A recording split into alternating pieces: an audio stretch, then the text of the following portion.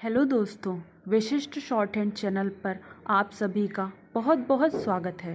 Please channel को like, subscribe और share करें ताकि नई नई डिक्टेशन आप सभी तक जल्दी जल्दी पहुंच सकें और जल्दी से जल्दी आप सिलेक्शन पा सकें। स्टार अध्यक्ष महोदय, मैं आपका आभारी हूँ कि आपने मुझे बोलने का अवसर दिया। इस देश की वर्तमान भारी संकट के समय में और विशेष रूप से उस समय जबकि हम लड़ाई से अभी निवृत्त हुए हैं और आकाश में लड़ाई के बादल दूसरी तरफ से आने शुरू हुए हैं। हमारे वित्त मंत्री ने जो बजट पेश किया है वे इसके लिए बधाई के पात्र हैं।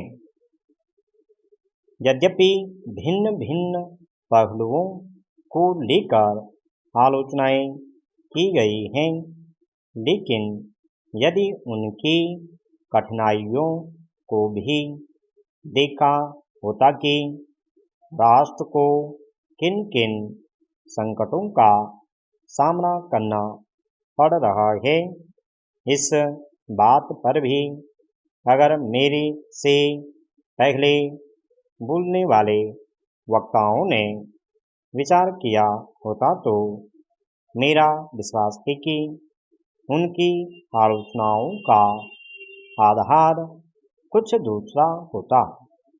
उन्होंने ऐसे कठिन अवसर पर यह एक संतुलित बजट पेश किया है, उसके लिए मैं उन्हें बार बार बधाई देता हूँ, लेकिन साथ ही साथ मैं अपना यह कर्तव्य समझता हूँ कि कुछ ऐसे विचार भी उनके सामने प्रस्तुत करूँ जिससे उनकी कठिनाइयाँ कुछ हल हो जाए।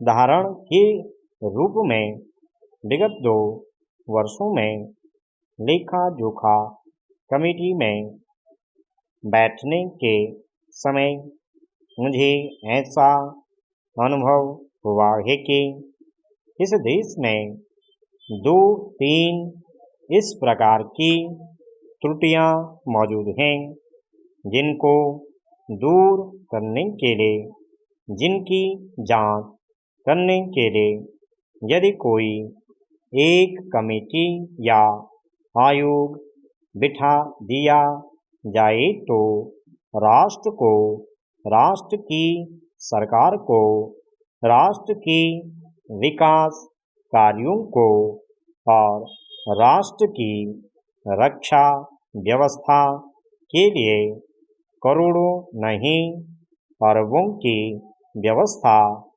फौरन हो सकती है। केवल शासन को जागरूक होकर कुछ कदम उठाने की आवश्यकता है। तभी कुछ छिपे हुए धन का जिक्र किया गया। सरकार ने भी समय समय पर ऐसा आभास दिया है कि इस देश में लगभग 30,000 करोड़ रुपये का छिपा धन मौजूद है। स्वयं मैं समझ नहीं पाता हूँ कि जब सरकार ऐसा अनुभव करती है तो इसकी व्यवस्था करने में उसको दिक्कत क्या आ रही है। ऐसा मालूम होता है कि कहीं इच्छा शक्ति की कमी है। भारत की इस सरकार ने अपनी शक्ति का ठीक से उपयोग करके उस दुश्मन के दांत खट्टे किए जिसके कि ऊपर विश्व की शक्तिशाली और इंग्लैंड जैसी शक्तियों का अटूट सहारा था और जिसको कि उन्होंने हमारे विरुद्ध उकसाकर खड़ा किया था और अपना पूर्ण सहयोग दिया था।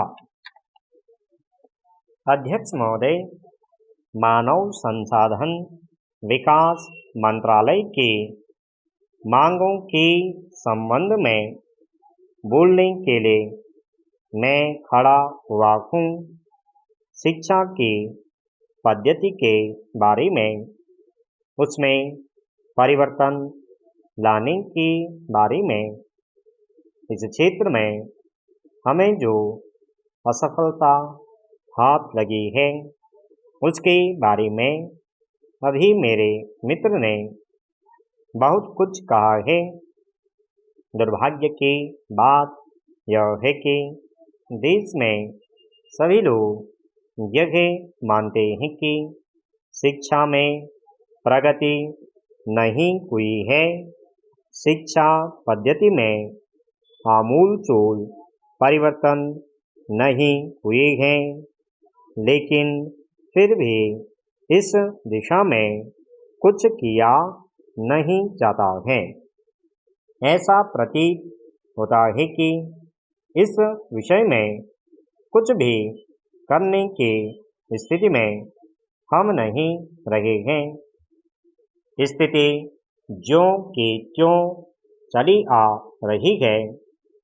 इतना होने पर भी शिक्षा की मद पर होने वाला जो कर्ज है और जो उसके लिए धनराशि आवंटित की गई है वह भी बहुत थोड़ी है, लेकिन उस पर न जाकर मैं आपका ध्यान इस ओर दिलाना चाहता हूँ कि मर्ज बढ़ता ही गया।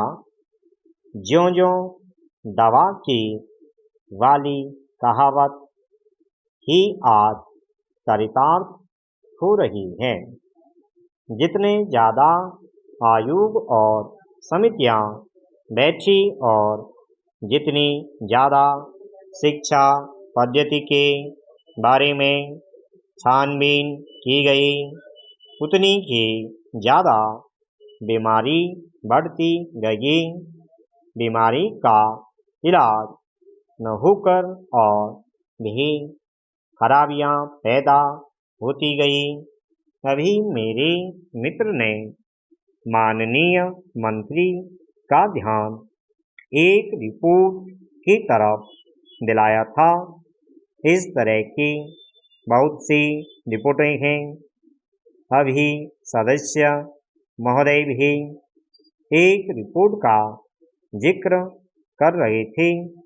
रिपोर्ट तो बहुत से प्रस्तुत हुई हैं, लेकिन मंत्रालय ने उस पर अब कभी कार्यान्वयन करने की दिशा में कोई कदम नहीं उठाया। अपनी इस हालत को उन्होंने इसी सदन में स्वयं स्वीकार किया है। अपनी व्यवस्था को उन्होंने स्वयं यहाँ प्रकट किया है। इस विषय पर और अधिक न कहकर मैं आज के दिन मानव संसाधन विकास मंत्रालय का ध्यान दो विशेष विषयों की तरफ दिलाना चाहता हूँ। पहली बात तो मैं हिंदी के बारे में कहना चाहता हूँ। मंत्रालय का काम हिंदी का प्रचार और प्रसार करना है। हिंदी हमारे देश की राष्ट्रभाषा है। संविधान ने उसको राष्ट्रभाषा का स्थान दिया है, लेकिन हिंदी को वह स्थान अभी तक भी ठीक से प्राप्त नहीं हुआ है। इसके कई कारण हो सकते हैं। एक कारण हिंदी प्रेमियों का अधिक उत्साह हो सकता है। दूसरा, दलगत राजनीति से प्रभावित होकर राजनेताओं का भाषा के बारे में अपनाया गया दृष्टिकोण हो सकता है।